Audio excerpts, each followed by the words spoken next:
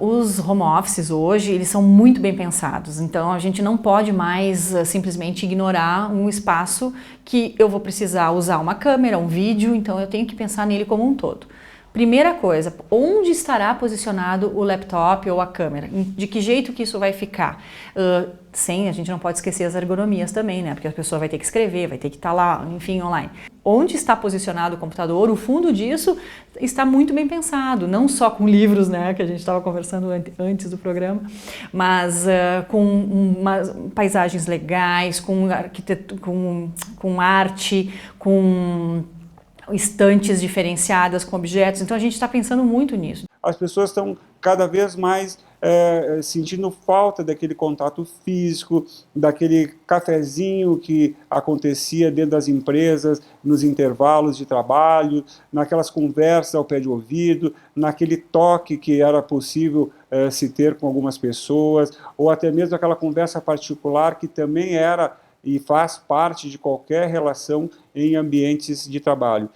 E, consequência disso, que a gente tem visto, né? Pessoas cada vez mais relatando que têm situação de ansiedade, de estresse, de angústia, e isso tem sido, ultimamente, um dos pontos interessantes de se enfrentar a partir de então.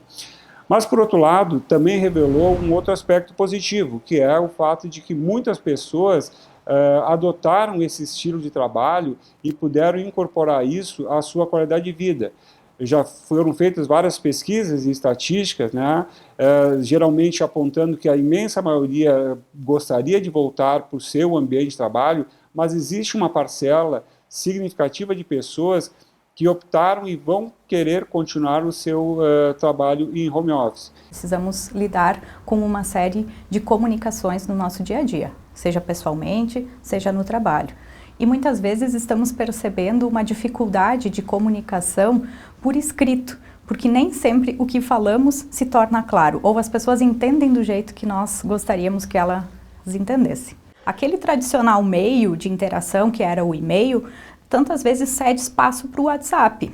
Mas toda essa rapidez também, às vezes, pode gerar algumas problemáticas, alguns conflitos. Eu acho que tem muitas pessoas que é produtivo ficar em casa, né? Porque tu trabalha muito com reuniões e, assim, por exemplo, facilita esse acesso. Tu não ter que ir até uma pessoa e tu conseguir resolver um problema online, gente, é uma maravilha. Então, eu também não acho tão ruim o que aconteceu, porque se tirou muitos medos que a gente tinha desses aparelhos, dessas coisas, dessas ferramentas que já existiam. Considerando este uso corrente do WhatsApp, parece que é bem importante que as pessoas, quando se comunicam por esse meio, possam revisar o texto. Porque às vezes, no intuito de responder rápido, acabam escrevendo de qualquer modo, com erros de gramática, com muitas abreviações, e também considerar que sempre tem uma outra pessoa do outro lado que está recebendo esse nosso texto e que recebe a partir da sua compreensão. Muitas vezes nós escrevemos querendo dar um sentido e quem recebe fica imaginando, mas essa pessoa foi grossa, ou o que será que ela quis dizer com isso? Tem dias que a gente está bem, que a gente está com disposição, o dia está bonito, e tem outro dia que a gente está dizendo assim, pô, mas que droga de vida, que eu não consigo mais fazer nada, que eu não consigo mais ter a liberdade que eu queria. É isso que a humanidade está sendo chamada nesse momento a repensar, né?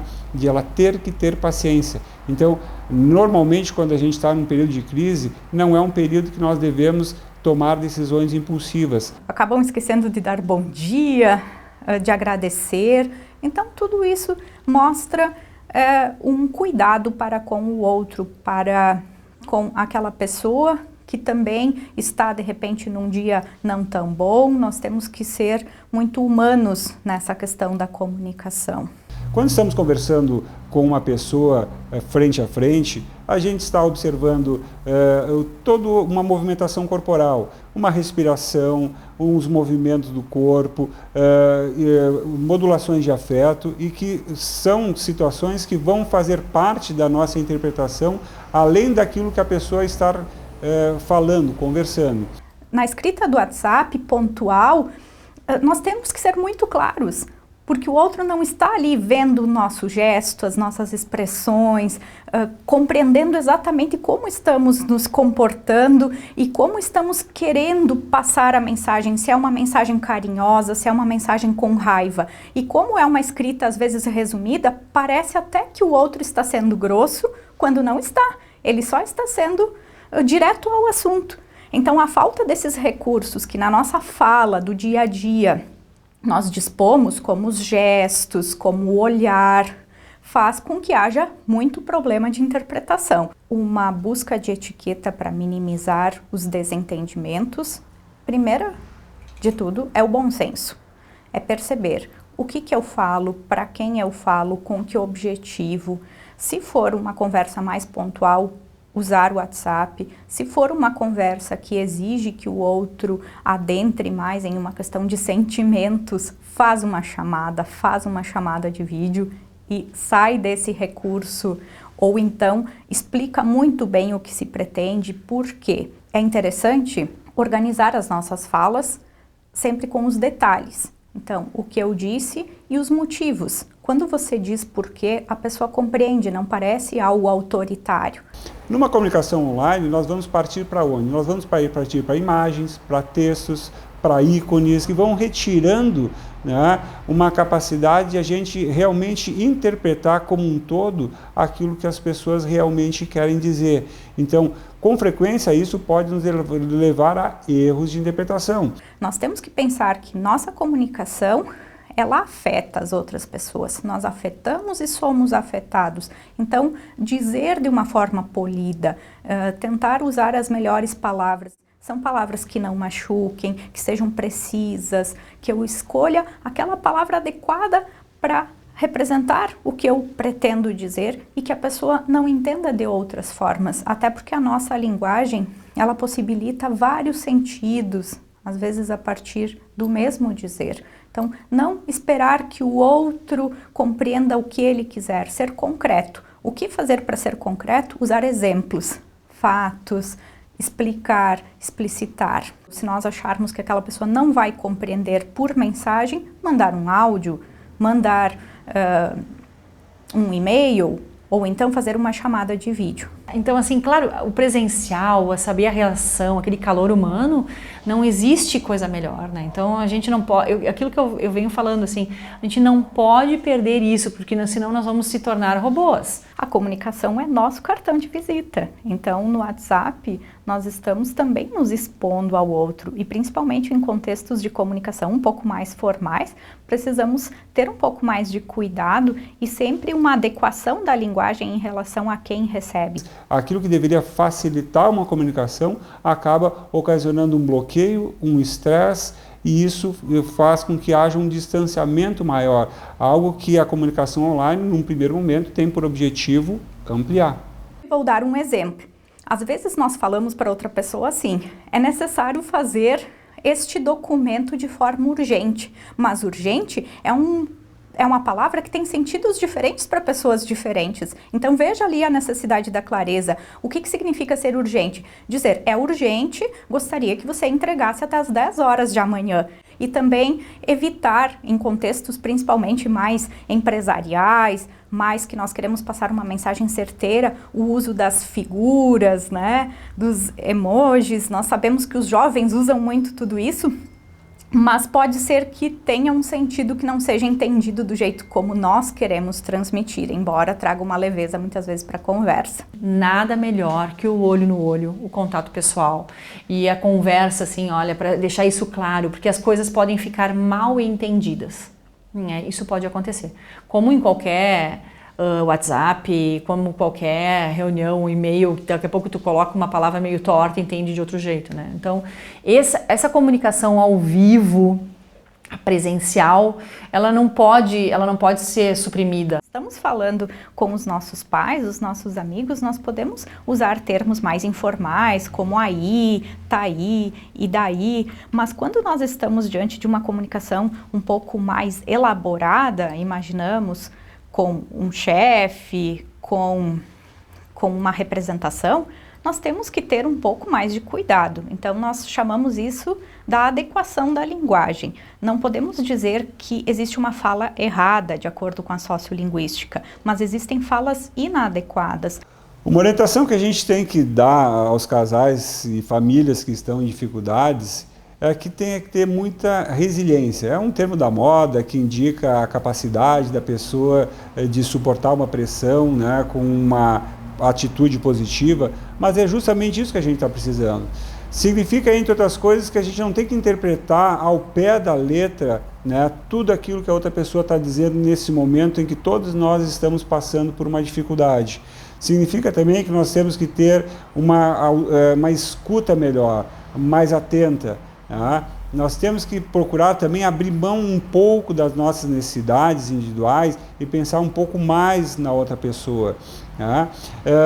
Ouvir situações simples como, por exemplo, eu estou a fim de ouvir música, estou a fim de ver televisão. Pô, vamos combinar horários, né? Se a casa não permite que cada uma pessoa fique num quarto ou numa sala, ou só tem uma TV, ou só tem um aparelho de som no mesmo lugar, né? Combinem entre si aonde que vocês vão fazer esse tipo de atitude. Respeitar o espaço do outro é um momento muito importante, justamente por quê? Porque as famílias estão convivendo muito juntas. Nós vamos ver situações muito diversas, desde famílias que até então os pais trabalhavam fora, as crianças estavam o tempo na escola, mal e mal conseguia se ver no final do dia ou no fim de semana, passaram a conviver mais e a partir disso começaram a estreitar relações, começaram a conviver, pais que começaram a participar mais da vida dos filhos, então houve troca de afeto, houve troca de carinho e houve sim uma aproximação. E o que aconteceu em outros casos, né? Famílias que até então conseguiam ter uma certa harmonia justamente por terem seus tempos isolados, passaram a ficar em constantes conflitos. Se observou, falando em termos de estatísticas, o maior número de separações ocorreram nesse período de pandemia. E isso, muito provavelmente, por quê? Porque as pessoas estão muito tempo confinadas dentro das suas casas. Os que mais estão sofrendo, eu acho que são as crianças. O que a gente está fazendo? Os ambientes já do quarto, que tenha algumas coisas mais lúdicas e que elas possam ter opções dentro dos quartos. Mas os livings acabam virando grandes playgrounds, dependendo do espaço, sim, tá? Eu já tive clientes que a gente colocou uma casinha de bonecas dentro do living, porque ela não tinha outro lugar, e a gente teve que botar uma casinha de boneca dentro e fazer disso, que ela, sabe, tipo, nesse momento que ela não recebe ninguém, ter um espaço melhor para os filhos dela brincarem, já que elas não... Está proibido ir para o playground, está proibido ir para não sei o quê. Então a gente tem que criar alternativas para essas crianças também. A problemática que a pandemia gerou no aprendizado das crianças e dos adolescentes. Tá? Obviamente, famílias que têm uma condição econômica melhor, têm acesso à internet, banda larga, né, estão conseguindo manter o aprendizado via online. E mesmo isso, ele tem provocado dificuldades que a gente vai ter que falar um pouco. No outro aspecto, tem famílias que não têm essa condição, não têm essa possibilidade tecnológica e cada vez mais a gente está vendo, num primeiro momento, uma queda, uma defasagem grande no aprendizado. O que a gente observa também é uma dificuldade, uma incapacidade dos alunos permanecerem várias horas, né, na frente de um computador, por melhor que seja a tecnologia, porque isso demanda uma capacidade de concentração, uma capacidade de foco que eles não têm ainda, uma determinação, uma disciplina adequada. Tem muitos alunos que não estão mais nem presentes durante as aulas online, né? Enfim, deixam o computador ligado e vão fazer outras coisas, vão buscar mais tarde as atividades que eles iriam fazer, enfim, há uma grande dificuldade. Então, o retorno às aulas é uma necessidade, né, cada vez mais premente, né, obviamente, né, respeitando-se todos os cuidados que a gente tem sanitários, e aí novamente as políticas públicas têm que proporcionar assim, essa segurança adequada para que eles possam retornar. O confinamento não é a melhor solução para o ser humano. Eu não consigo acreditar nisso, sabe? Por mais que a gente precise estar, a gente tem que encontrar alternativas de ter alguma coisa, algum refúgio, alguma coisa ao ar livre. Não é para se encontrar em galera, fazer festas, mas não dá pra gente perder esse convívio com as pessoas que tu mais gosta, sabe? Eu acho isso muito ruim. O medo, ele é uma emoção necessária. Agora, ele com frequência, na medida que ele vai aumentando muito, ele paralisa. E eu acho que isso que muitas pessoas durante a pandemia têm sofrido.